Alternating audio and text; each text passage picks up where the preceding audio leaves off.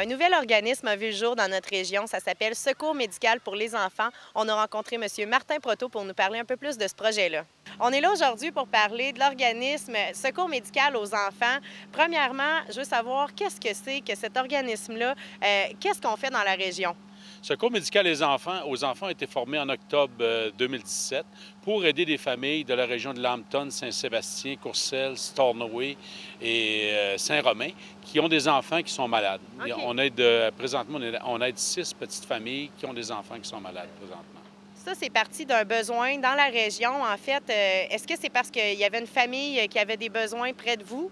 Oui, il y avait une famille près de moi qui avait besoin, fait qu'on a ciblé cette famille-là. Puis à partir de là, on s'est mis à...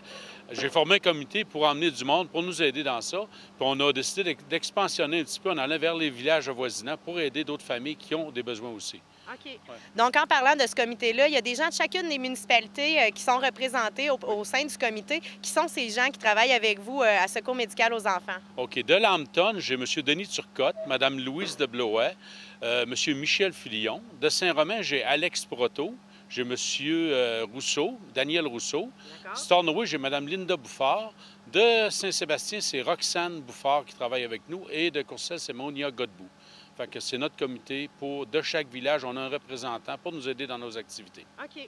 Ces 6 familles-là qui sont aidées présentement, oui. De quelle façon elles reçoivent de l'aide? Est-ce que c'est justement pour les traitements, pour les médicaments? Comment ça fonctionne? On peut les aider de différentes façons. C'est sûr qu'on aide dans les traitements, dans les médicaments, du voyageage aussi un petit peu. Fait qu'on est un peu, comment je dirais ça, on peut changer notre manière de travailler avec eux autres, mais on les aide grandement là-dessus. Dans ces municipalités-là, s'il y a une famille justement qui a un enfant qui est malade, qui aurait besoin d'aide, de quelle façon ça fonctionne? Est-ce que ça a besoin de passer par un comité? Le comité, en fait, regarde la demande. Les familles communiquent directement avec vous? Les familles peuvent communiquer directement avec la personne de leur village ou directement avec moi. Okay. Puis on a des normes à respecter. On s'est fait une charte de normes pour ne pas arriver puis donner de l'argent à des endroits qu'on n'aurait pas d'affaires à donner. On est assez... on aide les personnes, mais on veut que l'argent serve à la bonne place. Et tous ces gens-là qui sont impliqués ne le font pas pour rien. Quand on fait du bénévolat comme ça, on en retire une certaine satisfaction personnelle. Qu'est-ce que vous avez vu justement? Qu'est-ce que vous avez vécu avec les membres du comité à aider ces familles-là? Et c'est un peu... c'est pas toujours facile. On arrive dans d'aucune famille, on a vu des places que c'était très, très difficile.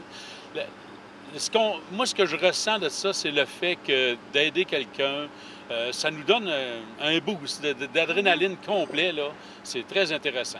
On se couche le soir avec un sentiment de devoir accompli. Hein? Exactement. On me sent qu'on a accompli de quoi. Moi, j'ai été chanceux, mes petits-enfants sont bien, tout va bien dans ma famille, mais on s'aperçoit qu'il y a des familles que c'est très difficile. Fait que c'est un bon côté de l'ensemble du comité d'aider ces familles-là. Et puis pour pouvoir avoir des sous, pour pouvoir aider ces familles-là, vous organisez plusieurs campagnes de financement, plusieurs activités de financement. Pouvez-vous nous donner des exemples de ce qui s'en vient dans les prochains mois, là?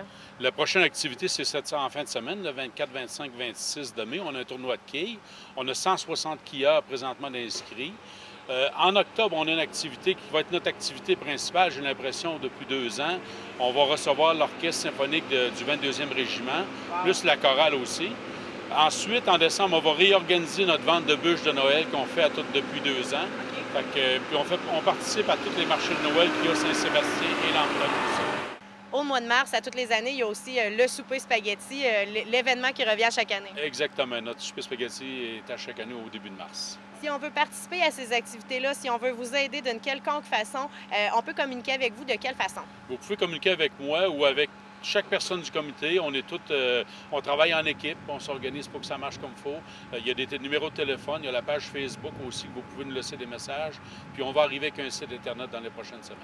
Bien, je vous remercie beaucoup pour l'entrevue. Je vous dis un gros bravo à vous et à tout le comité pour l'implication dans votre communauté. C'est beau à voir. Merci. Un gros merci à vous. Merci.